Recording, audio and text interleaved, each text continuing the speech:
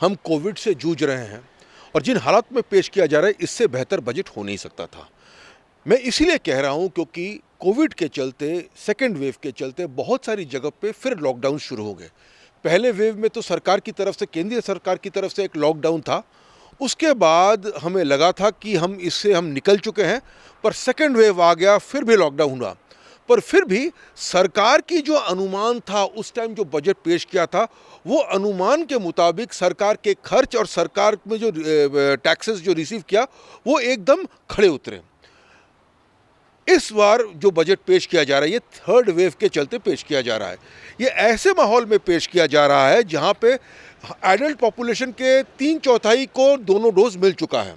तो मुझे लगता है कि ये फोर्थ वेव अगर आए भी, जो फर्स्ट 2 वेव्स की जो प्रकोप थी उस तरह नहीं आएगा। इन हालातों में आपका इकोनॉमी रिकवर कर रहा है। आपको पता है फर्स्ट लॉकडाउन के चलते इकोनॉमी में काफ़ी गिरावट आई थी। दूसरे साल में इकोनॉमी जहाँ तक रिकवर किया, वो उसी स्थिति पे पहुँचा है जो 2 साल पहले था।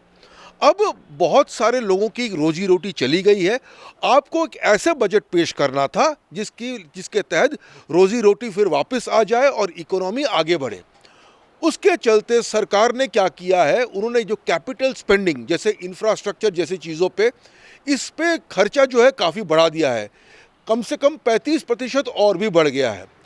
उन्होंने टैक्स में कोई रियायत दी नहीं है, पर मुझे लगता है कि यहाँ पे लोग जो हैं, मिडिल क्लास के लोग को पता था कि इन हालातों में अगर कोई टैक्स में छूट मांगता है, वो शायद गैर जिम्मेदारी होगी।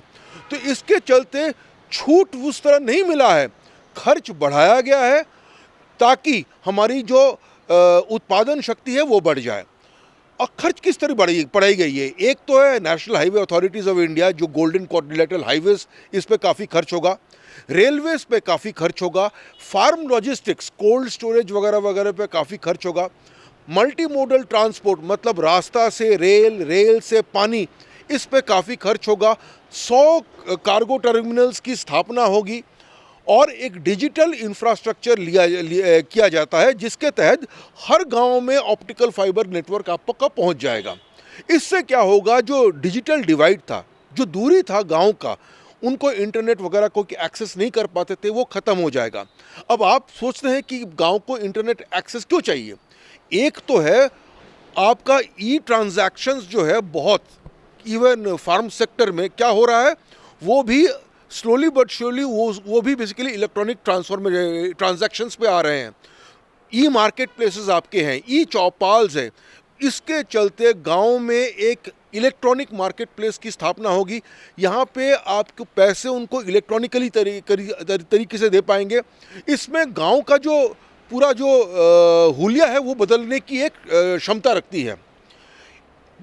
एक और बात है, डिजिटल क्लासरूम्स की बात की गई है कि हर क्लास के लिए एक टीवी चैनल।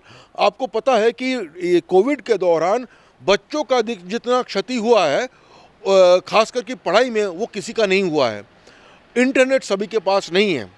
जब इंटरनेट सभी के पास नहीं है, टेलीविज़न की दूरी जो रीच है वो इंटरनेट से ज़्यादा है, क्योंकि बहुत सारे लोगों के पास टीवी तो है, इंटरनेट नहीं है। तो ये क्या कर रहे हैं कि हर क्लास के लिए एक टीवी चैनल खोल रहे हैं, ताकि जो कि इससे पीछे हो गए हैं वो भी अपने आप को वो कैचअप कर पाए।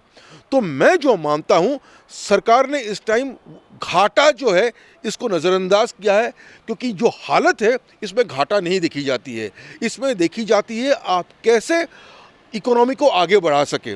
और उसके चलते मुझे लगता है कि सरकार ने जो इस बजट में जिस तरह की खर्च रखे हैं, उसके चलते मुझे लगता है कि इससे बेहतर बजट शायद हो नहीं सकता था। टेक वन अब आपके व्हाट्सएप पर। व्हाट्सएप करिए hi 9728253663 पर।